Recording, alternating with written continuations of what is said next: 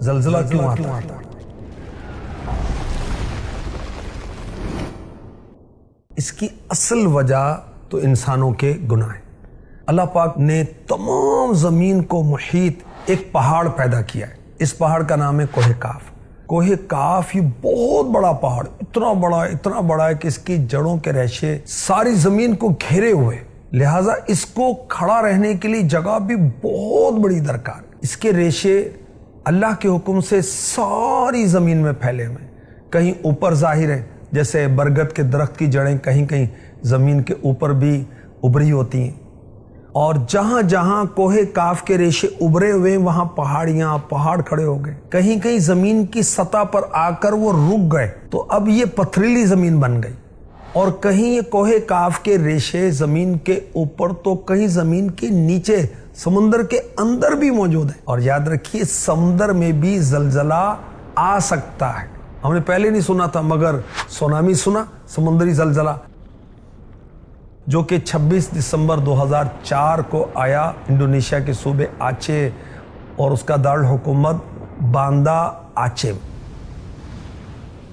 جہاں جہاں کوہ کاف کے ریشے ہوتے ہیں اس کی اوپری زمین بہت نرم ہوتی ہے، جس جگہ زلزلہ بھیجنے کا اللہ پاک ارادہ فرماتا ہے تو کوہ کاف کو حکم دیتا ہے کہ وہ اپنے وہاں کے ریشے کو جنبش دے، ہلائے۔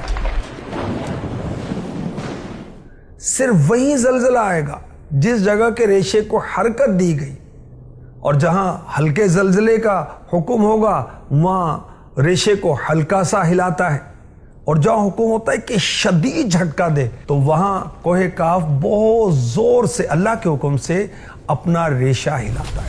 بعض جگہ ہلکا سا جھٹکا آتا ہے، ختم ہو جاتا ہے، کہیں زوردار، کہیں مکانات ہلتے ہیں، کہیں کھڑکیاں کانچ وغیرہ بھی ٹوٹ جاتے ہیں، اور کہیں معاذ اللہ زمین پھٹ جاتی ہے، پانی نکل آتا ہے، کہیں اللہ کی پناہ شعلے نکلتے ہیں، چیخوں کی آوازیں بلند ہوتی ہیں، کہیں دھواں نکلتا ہے، اللہ کی پناہ۔ تو زلزلے کیوں آتے ہیں میں آپ کو قرآن پاک کی آیت بھی سناتا ہوں۔ ظہر الفساد فی البر والبحر بما کسبت ایدی الناس لیذیقہم بعض الذی عملوا لعلہم یرجعون۔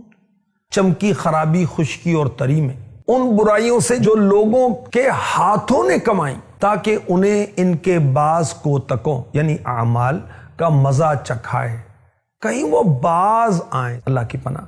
اس کے تحت تفسیر صراط الجنان میں ہے، یعنی شرک اور گناہوں کی وجہ سے خشکی اور تری میں فساد آتا ہے، قحط سالی، بارش کا رک جانا، پیداوار کی قلت، کھیتیوں کی خرابی، تجارتوں کے نقصان، آدمی اور جانوروں میں موت، آگ کا لگنا، غرق ہونا، بے برکتی، بیماریاں، بے سکونیاں وغیرہ ظاہر ہوتی ہیں، اور طرح طرح کی پریشانیاں۔ کس لیے؟ کہ اللہ پاک انہیں آخرت سے پہلے دنیا میں ان کے برے کاموں کا مزہ چکھائے۔ کس لیے؟ تاکہ کفر سے باز آئیں، گناہوں سے باز آئیں اور توبہ کریں۔ تو معلوم ہوا گناہوں کی وجہ سے لوگ ہزاروں قسم کی پریشانیوں میں مبتلا ہوتے ہیں، اور احادیث سیاح سے بھی ثابت ہے، کسی قوم میں اعلانیہ بے حیائی پھیل جائے تو ان میں طاعون یعنی پلیگ اور مختلف امراض ہو جاتے ہیں، ناپتول میں کمی ہوتی، قحط آتا ہے، ظالم حاکم مقرر ہوتا ہے، زکوٰۃ نہ دی جائے بارش رک جاتی ہے، اللہ پاک اور اس کے رسول کا عہد توڑا جائے دشمن مسلط ہو جاتا ہے، لوگوں کے مالوں پر جبری قبضہ کرنے کی وجہ سے اللہ پاک کی کتاب کے مطابق حکمرانوں کے فیصلے نہ کرنے کی وجہ سے لوگوں کے درمیان قتل و غارت گری ہوتی ہے، سود خوری کی وجہ سے زلزلے آتے ہیں، شکلیں بگڑ جاتی ہیں، اللہ کی پناہ۔ فاروق اعظم رضی اللہ تعالی عنہ فرماتے ہیں بے شک زلزلے زنا یعنی بدکاری کی کثرت سے آتے ہیں، استغفر اللہ، قحط سالی بد کردار قاضی و ظالم حکمرانوں سے آتی ہے۔ زلزلہ ہے تو کیا کرنا چاہیے؟ کون سا وظیفہ پڑھنا چاہیے؟ زلزلہ یہ سمجھیں کہ اللہ پاک اپنے بندوں کی گرفت کر رہا ہے، تو اب کیا کرے؟ توبہ کرے، استغفار کرے، اللہ کی راہ میں صدقہ دے، اور ربنا ظلمنا انفسنا وان لم تغفر لنا وترحمنا لنکونن من الخاسرین، یہ دعا پڑھیں، استغفار کریں اور 5 نمازیں اللہ پاک نے ہم پر فرض کی ہیں، یہ عام دنوں میں بھی پڑھنی چاہیے، اور زلزلہ، مصیبت، پریشانی آئے تو اب نماز پڑھیں، انشاءاللہ اس کی برکت سے رنج غم دور ہو جائیں گے، راحت ملے گی۔ میرے آقا صلی اللہ علیہ وسلم بلال حبشی اپنے مؤذن رضی اللہ عنہ سے فرماتے، اے بلال ہمیں نماز سے راحت پہنچاؤ۔